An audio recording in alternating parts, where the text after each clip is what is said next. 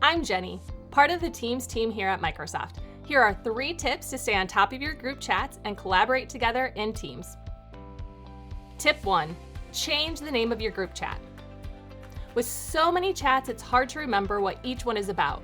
Modify it by clicking that pencil icon at the top of your chat, type in the name you want, and save. It's a game changer.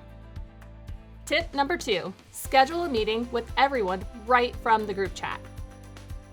Simply select the calendar icon below the text message bar, and everyone in the chat is automatically included on the invite. Add in your meeting details and send away. Last but not least, tip 3. Add a collaborative app as a tab in your chat. It provides a great ongoing asynchronous way to brainstorm ideas together. Tap the plus at the top of your group chat, select or search for an app like Whiteboard, add it, and you're ready to go. Try out these tips today and tell us some of yours so we can test them out too. Give us a like if you want to see more Teams tips and subscribe today.